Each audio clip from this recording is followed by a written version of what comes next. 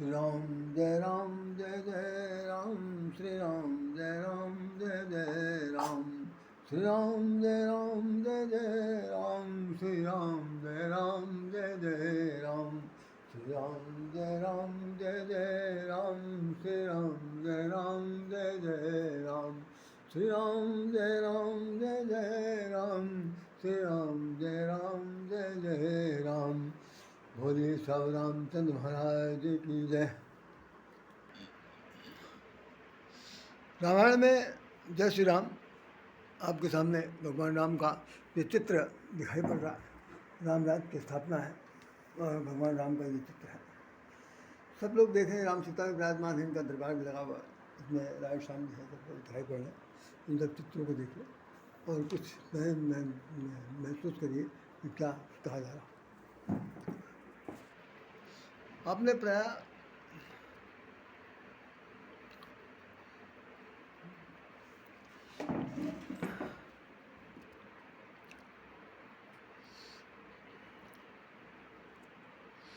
ऐसा होता है कि जीवन के सत्य को जानने के लिए कभी कभी जिस वक्त हम लोग कहीं जाते हैं तो आवश्यक नहीं है कि जिनके पास हम जा रहे हैं वो बहुत ज़्यादा बुद्धिमान विवेकशील हो और उनकी विवेकशीलता का परिचय पा करके हम लोग स्वस्थ हो जाएं या समझदार हो जाएं, ज्ञानी विज्ञानी बन जाए, ज्ञानी विज्ञानी बन जाए, ऐसा कुछ नहीं। कई बार कहने वाला आदमी, समझाने वाला आदमी ही इतना ज़्यादा वो कितम विमूढ़ होता है कि वो कुछ कह नहीं सकता, तो वो इधर उधर की बात चलाता है, कहता सुनता रहता है। एक स्थिति ऐसी आती है कि जो सबसे ज़्यादा कहा जाता है कि गरुण महाज्ञानी गुण राशि। अब इसके बाद इस अंडरलाइन अगर आप कर लीजिए कि गरुण महाराज बहुत ही ज्ञानी हैं, गुण राशि हैं और सदा हर के निकट निवासी, भगवान के पास हमेशा निकट रहते हैं, ये उनका एक अपना चरित्र है।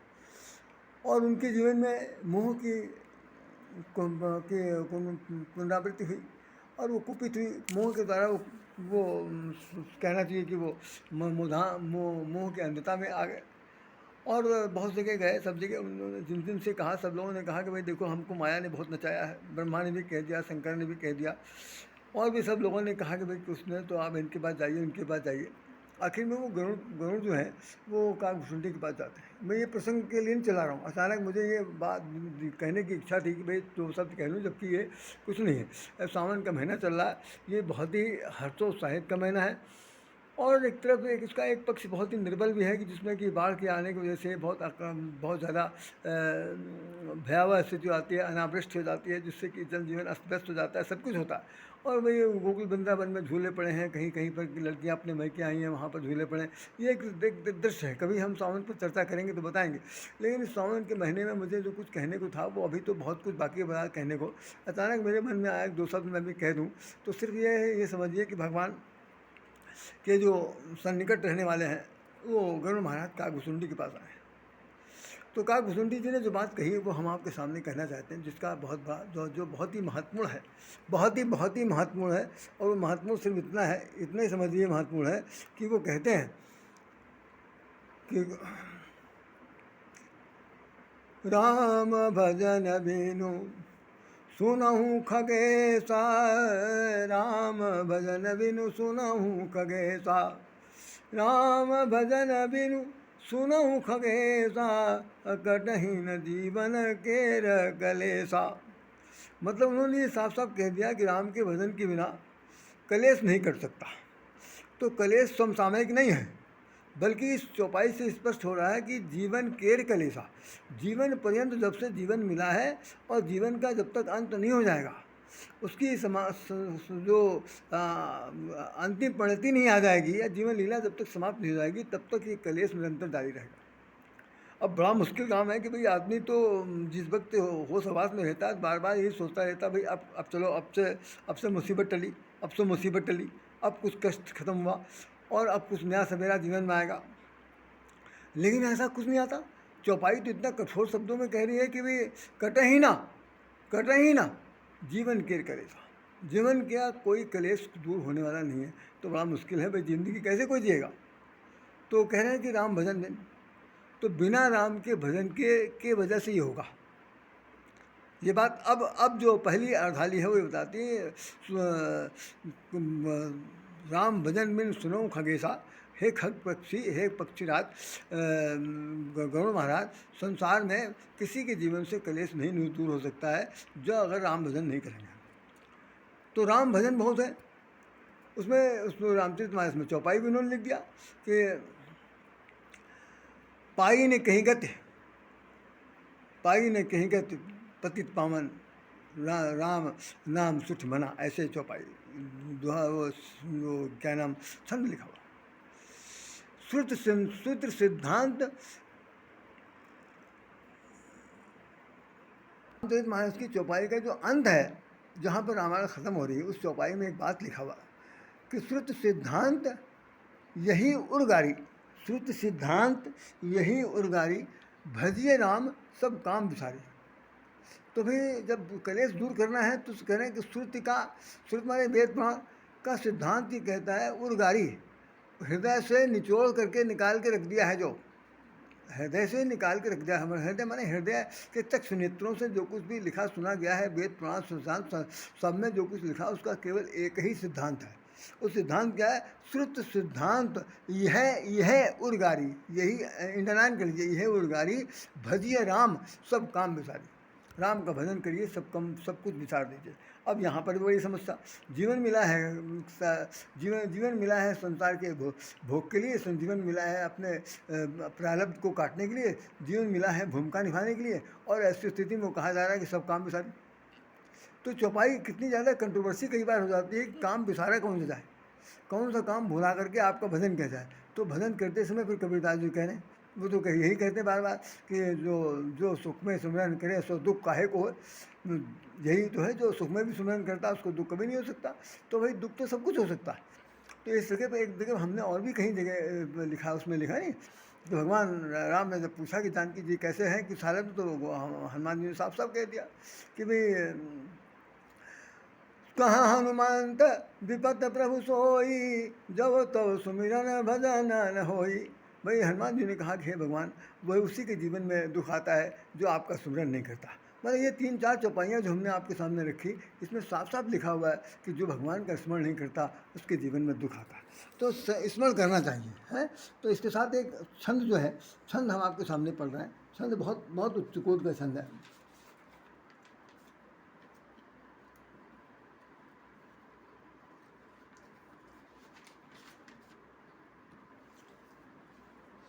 अंतिम चौपाई में लिखा हुआ है, पाई न कहीं गति पतित पावन, राम भजि सुन सठ मना। पाई न कहीं गति पतित पावन, राम भज सुनि सठ मना। गणिकाय जामिल जा व्याध गिद्ध गजा खल तारे गनाम। ये सब कैसे हुआ कि इतने सारे जो है गणिका है, जामिल है, व्याध है, गिद्ध है, गज है, इन सब लोगों को जो घने से घने अधिक से अधिक हम सब लोगों को आपने तार दिया। और सिर्फ केवल यही है कि हे सुखमन, हे मुखमन, तुम राम का नाम क्यों नहीं भजते हो, क्योंकि वो पतित पावन है, पतित पावन है। पाई ने कहीं गए, तो ऐसा कौन संसार में है जिसने राम का भजन किया और उसको गति नहीं प्राप्त हुई। और खगेश से गरुड़ महाराज जी कह रहे हैं कि कटहि न जीवन केर कलेसा। तो रघुवंश भूषण चरित, यह नर कहीं सुनहि जगा वही। कलिमल मनोमल धोई बिनु सम राम धाम सीता वही। तो जो लोग इस राम को भजन करेंगे, रघुवंश के भूषण भगवान राम के चरित्र का जो गुणगान करेंगे, उनके जीवन में क्या होगा? कलिमल, कलकाल के जितने भी मनोमल हैं, मानसिक विकार हैं, मनोवृत्तियाँ हैं, कुवृत्तियाँ हैं, जो दुष्ट आवृत्तियाँ हैं, उन सबका धीरे धीरे इससे समापन हो जाएगा। बिना श्रम के बिना धोए, बिना उनको साबुन लगाए तो इस तरह साफ होंगी कि वो राम धाम को सिधा जाएगा। वैसे कबीरदास जी ने लिखा कि निंदक नियर राखी आंगन कुटी सभाए, बिन पानी साबुन बिना निर्मल भया सुभाए। कबीरदास जी कहते हैं कि जो अगर निंदक को अपने घर में रख लेगा कुटिया बना के, तो वो जो चीज़ उंगली उठाएगा जिस चीज़ पर, अगर आप उसको छोड़ते जाएंगे तो बिना साबुन और पानी के वो सब साफ हो जाएगा। लेकिन ये सब बहुत ही मतलब अव्यवहारिक है, इस पर चर्चा करना बड़ा कठिन काम है।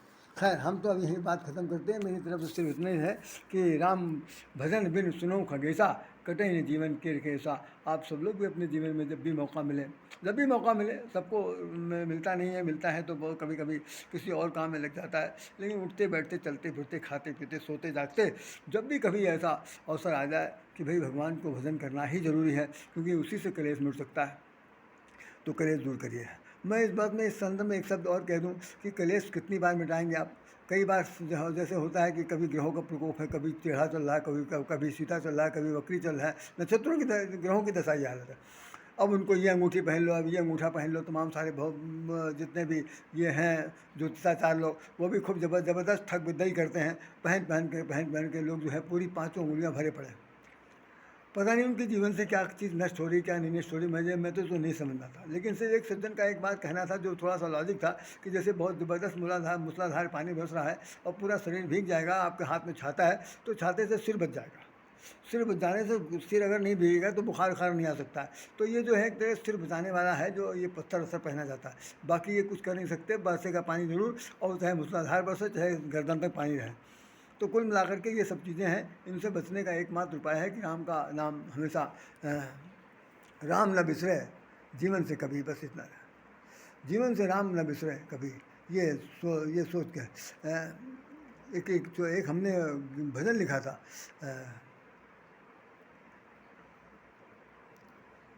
राम भजन के बारे में ही वो भजन लिखा हुआ है कि राम न बिसरे जीवन, सोच समझ कर जी लेना, राम न बिसरे जीवन में कभी, ऐसी कुछ भजन है। तो खैर उन सब बातों को यहीं पर विराम देते हुए हमारी आपसे प्रार्थना है कि जब भी कभी समय आए, जिस समय अवसर लगता है, ठीक ठाक हालत में बैठे हुए हैं, कलेश दूर हो रहा है नहीं हो रहा, इन सब चीज़ों से चिंता मुक्त होकर के राम भजन, जो राम राम करने से अच्छा लगता है, उस भजन का, उस नाम का गुणगान का करिए।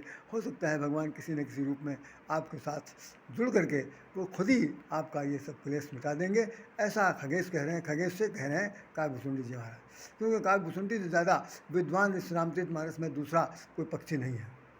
बस इतना ये समझ लीजिए, पक्षी राज होकर के भी उन्होंने, क्योंकि वो उन्होंने अपनी जो भूमिका बताई है, अपना जन्म जन्मांतर की कथा सुनाई है, उससे तो यही विदित होता है कि उनसे बढ़कर संसार में फिलहाल काकभूषुंडी से जैसा कोई नहीं है। और वो अभी भी जीवित हैं, जो 7 लोग जीवित हैं धरती पर, उसमें काकभूषुंडी का नाम अपने आप में अखंड नाम के नाम तैयार था।